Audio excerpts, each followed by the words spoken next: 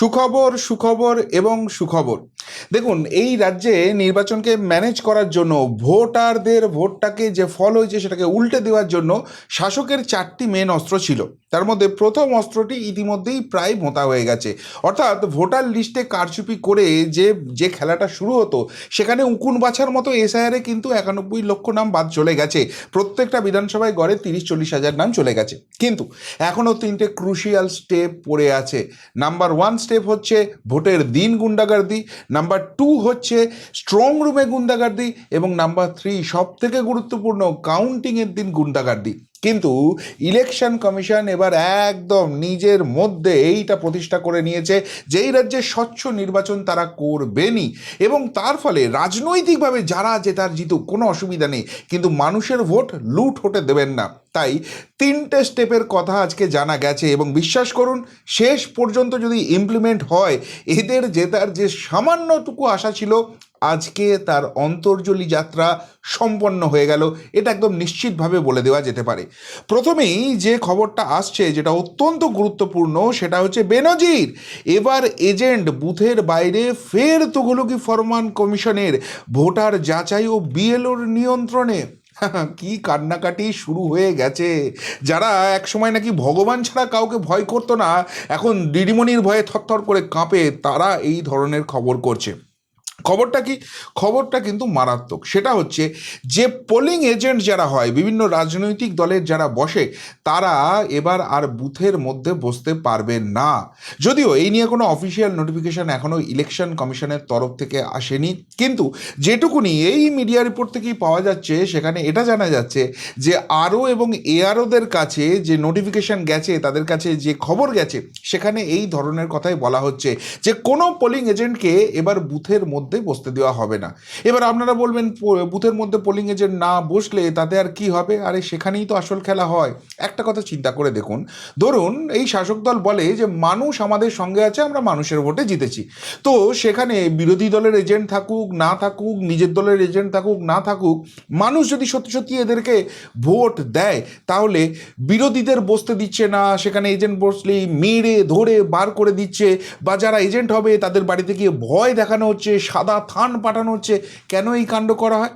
তার কারণ হচ্ছে এই বিরোধী এজেন্টরা যদি সঠিকভাবে বসতে পারে তাহলে ভোট চুরি করা যাবে না, শাসক হারবে।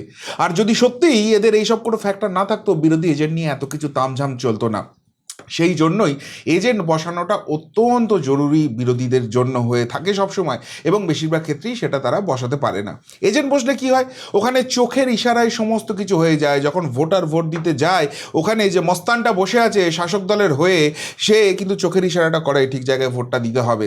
তার আঙুল কোথায় যাচ্ছে সেখান থেকে বুঝে যায় যে শাসককে দিয়েছে না বিরোধী জায়গায় দিয়েছে, এবং যদি বিরোধী জায়গায় দেয় তারপর তার পালি শুরু হয়ে যায়। ফলে অনেকে চাইলেও উল্টো দিকে ভোট দিতে পারেন না ওই ভয় থেকে। এখন এই এজেন্টদের যদি বুথের বাইরে বার করে দেওয়া যায়, এই চোখের ইশারায় ভোট হবে না, কে কোথায় ভোট দিচ্ছে সেটা দেখা যায় না। আরও একটা গুরুত্বপূর্ণ জিনিস হয়, সেটা হচ্ছে ইভিএমে যখন বোতামটা টেপা হয় তারপর 7 সেকেন্ড সময় লাগে ওই ভিভিপ্যাটে প্রতীকটা উঠে আসবে এবং তারপর সেটা ভেতরে ঢুকে চলে যাবে। এই সময় কি করা হয়, যে পিক করে আওয়াজটা হয় না, সাথে সাথে বলা হয় ভোট হয়ে গেছে, চলে যাও চলে যাও চলে যাও। এবং এই এজেন্টরা উঁকি মেরে দেখে আসে যে ভিভিপ্যাটে কার নাম দেখা যাচ্ছে, এবং সেই জায়গা থেকে দেখে নেয় কে কাকে ভোট দিয়েছে, এবং তারপর পাড়ায় এসে বলে আরে ও তো ওকে ভোট দিয়েছে, এ তো একে ভোট দিয়েছে, সবটা তারা সেখান থেকে বলে দিতে পারে। ফলে সাধারণ মানুষ আতঙ্কিত হয়ে পড়ে, এরা জানছে কী করে? তাদেরকে বলা হয় এই যে ভোটিং হচ্ছে সমস্ত সিস্টেম আপডেট আছে, সমস্ত কিছু ওই ওখান থেকে দেখা যায়। ফলে কোথায় ভোট দিচ্ছ না দিচ্ছ সব জানি, তোমরা যদি আমাদের ভোট না দাও তোমাদের এরপর কপালে দুঃখ আছে। এই যে ভোট ম্যানিপুলেশনের জায়গাটা সেটা পুরো শেষ করে দেওয়া হচ্ছে। এই এজেন্টের এবার বুথের মধ্যেই বসতে দেওয়া হবে না। এবার আপনারা বলবেন তাহলে তো একটা বড় সমস্যা হচ্ছে। সেটা হচ্ছে এই যে ভোটাররা ঢুকবে, সে কোথাকার ভোটার, কত নম্বর তার সিরিয়াল নাম্বার, এটাই তো এজেন্টরা ধরিয়ে দেয়। সেটা ধরিয়ে দিতে পারবে না যারা নির্বাচনে কর্মী হিসেবে সেখানে যাবেন, তাদের সেই কাজটা করতে অনেক সময় লাগবে, ভোটিং অনেক স্লো হবে। এটাও একটা খুব গুরুত্বপূর্ণ জায়গা। ভোটিং স্লো হলে দেখুন ইলেকশন কমিশন যেটা করেছে যে 600-700 ভোটার হলেই একটা বুথ করে দিয়েছে। খুব বেশি ভোটার রাখেনি, 1200-এর উপর ভোটার রাখেনি। ফলে যদি স্লো ভোটিংও হয়, যে ভোটিং টাইমটা থাকবে তার মধ্যে সমস্ত ভোট কমপ্লিট করা সম্ভব হবে। কিন্তু যদি ফাস্ট ভোটিং হয়ে যায়, তার সুযোগটা কাজে লাগিয়ে অনেক সময় ছাপ্পা হয়, সেই ছাপ্পাটা বন্ধ হয়ে যাচ্ছে। 2 নম্বর যেটা সবথেকে গুরুত্বপূর্ণ, সেটা হচ্ছে যে এই যে ভোটার কার কত সিরিয়াল নাম্বার আছে, এটা খুঁজতেই তো মেন প্রবলেম হয়ে যায়। তো এবার ইলেকশন কমিশন যেটা সিদ্ধান্ত নিয়েছে, তারা এই ভোটার স্লিপ বিলির কাজটা করাবে বিএলওদের দিয়ে, তারা বাড়ি বাড়ি গিয়ে দিয়ে আসবে। এবার যার বাড়িতে পৌঁছতে পারবে না বা যাকে পাওয়া যাবে না, তাকে ভোটার স্লিপ দেওয়ার জন্য বা তাকে সাহায্য করার জন্য এদের জন্য বুথের বাইরে একটা আলাদা ক্যাম্প করা হচ্ছে, সেখানে বিএলও বসে থাকবেন, সেখানেই খুব সম্ভবত এজেন্টদের বসিয়ে দেওয়া হবে। ফলে ঘরের মধ্যে কি হচ্ছে সেটা আর এজেন্টরা দেখতে পাচ্ছে না। এবার যারা ভোটার কর্মী তাদের কোনো অসুবিধা হবে না, কেননা ওই যে নামগুলো ভোটার লিস্টে যে নামগুলো থাকবে সেগুলো অ্যালফাবেটিক্যালি সাজানো থাকবে। কারোর নাম যদি অবিনাশ হয়, সেখানে এ বি দিয়ে নাম রয়েছে, প্রথমেই খুঁজে পাওয়া যাবে। কারোর নাম যদি শুদ্ধশীল হয়, সাথে সাথে তারা এসে চলে যাবে, S S S U U I, তো পেয়ে গেছি শুদ্ধশীল, দাও তুমি ভোট দাও, এইভাবেই আইডেন্টিফাই করা হবে। ফলে কোনো রকম কোনো অসুবিধার জায়গা নেই। আর এই এজেন্টরা যদি ভেতরে বসতে না পারে, তাহলে ওই সিসিটিভি ঘোরানো, সেখানে ঝামেলা ঝঞ্ঝাট করা, ওই সব জায়গা আর কিছু থাকছে না। তারা বুথের বাইরে থাকবে, কত পোল হলো, কোন দিকে হলো, কার আঙুলটা কোথায় গেল, কিচ্ছু আর ম্যানিপুলেশনের জায়গা নেই। এটা যদি সত্যি সত্যিই হয়, ভোট চুরির অর্ধেক জায়গাটা ওখানেই কিন্তু বন্ধ করে দিল। এটা খুব ক্রুশিয়াল পয়েন্ট হতে চলেছে।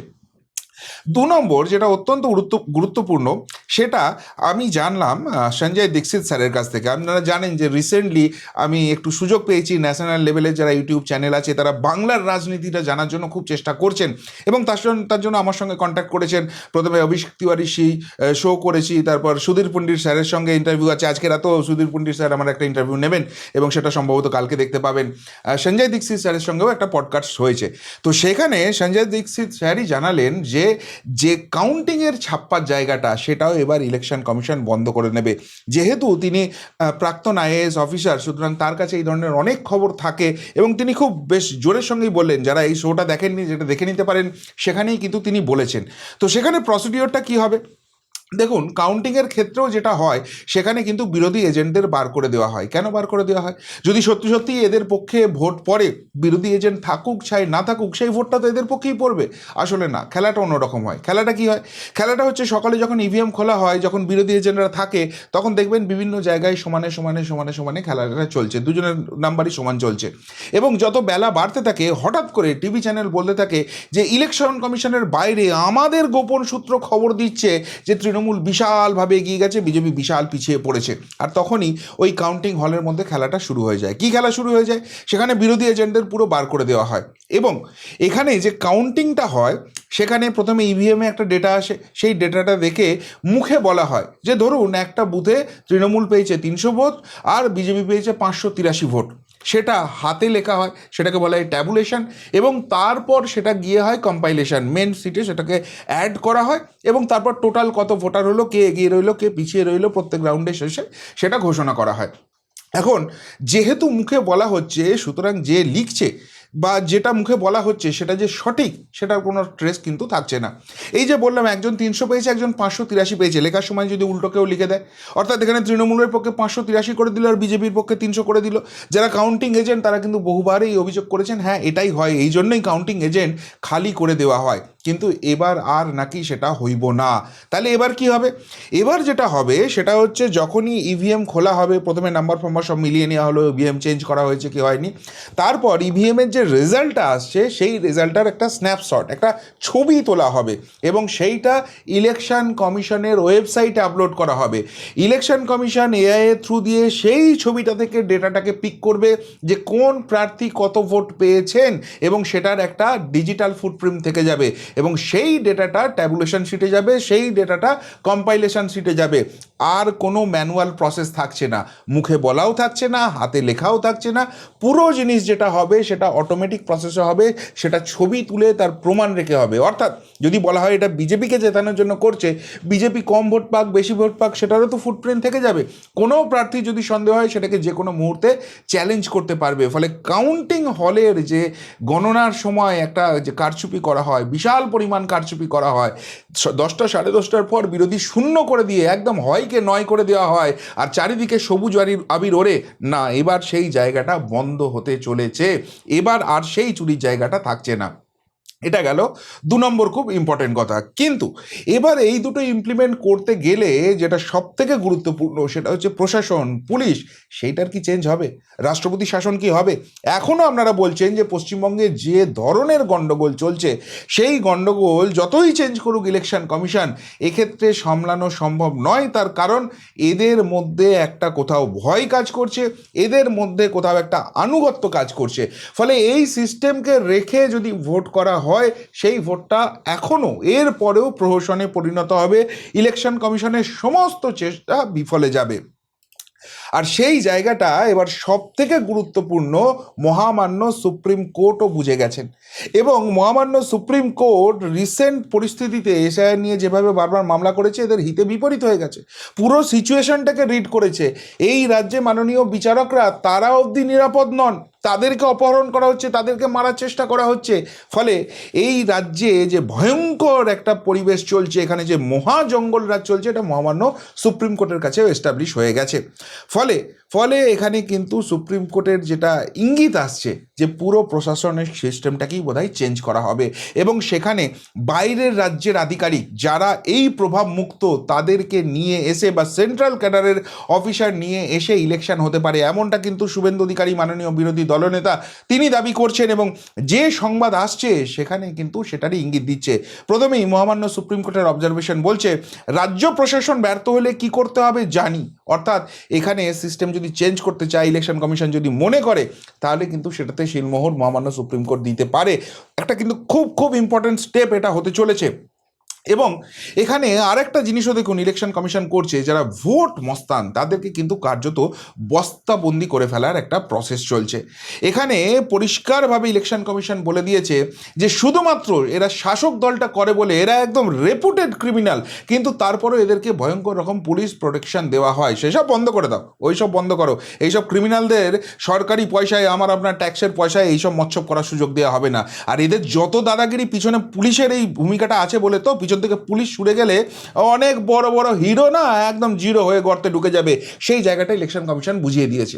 এবার এর পাশাপাশি যে ভোট মস্তানরা, যে ভোট লুঠেরা ভোটের দিন সকাল থেকে অ্যাক্টিভ হয়ে যায়, বিরোধীদের ঘরে ঢুকিয়ে রাখা, বিরোধী এজেন্টকে বার করে দেওয়া, ভোটটাকে লুট করা, ভোটারদের প্রভাবিত করা, তাদেরকে এবার বস্তাবন্দি করা হবে। পরিষ্কারভাবে পুলিশকে ইনস্ট্রাকশন দিয়ে দেওয়া হয়েছে প্রত্যেক এলাকার 10 জন করে প্রভাবশালী যারা ভিআইপি রাউডি অর্থাৎ গুন্ডা তাদের আইডেন্টিফাই করো।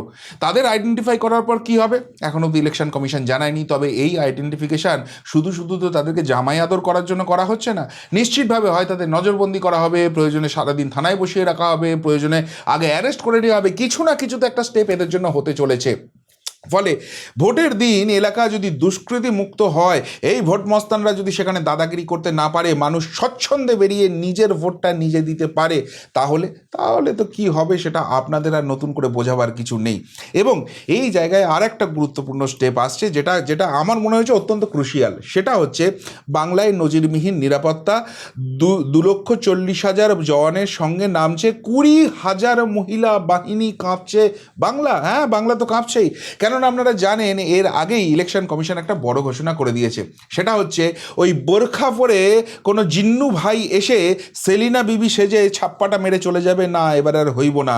যারা বোরখা পরে আসবেন তাদের জন্য আলাদা জায়গা থাকবে, সেখানে মহিলা নিরাপত্তা বাহিনী থাকবে, তারা চেক করবেন যে সত্যি সত্যি একজন সেরকম ধর্মীয় মানুষ এসছেন, একজন মহিলা এসছেন, সঠিক মানুষটা এসছেন, অন্য কেউ প্রক্সি দিতে আসেনি, তার ভোটার কার্ড সমস্ত কিছু চেক হওয়ার পর তারপর ভোট দিতে পারবেন। এটা তো 1 নম্বর স্টেপ গেল। 2 নম্বর আপনারা খেয়াল করে দেখুন দিদিমণি প্রত্যেকটা সবাই গিয়ে চিৎকার করে ওস্কাচ্ছেন মায়েদের, বোনেদের, দিদিদের এবং তাদেরকে ভুল বিভ্রান্তিকর তথ্য দিচ্ছেন, দিয়ে বলছেন আপনারা সঠিক জিনিস নিয়ে খেলায় নামুন, হাতা, খুন্তি, ঝাঁটা, বঁটি যা পারবেন নিয়ে নামুন, এই যে উস্কানো হচ্ছে। অর্থাৎ স্ট্র্যাটেজিটা খুব ক্লিয়ার, যেখানে পরিষ্কারভাবে তিনি বলে দিচ্ছেন যে মহিলারা সামনে থাকবে। এখন জওয়ানরা যখন থাকবে, মহিলারা যদি অ্যাটাক করতে আসে, যেহেতু মহিলা এরা সরাসরি গায়ে হাত দিতে পারবে না, এবং পিছনে এদের হারমাত যে পুরুষ বাহিনী তারা দাঁড়িয়ে থাকবে।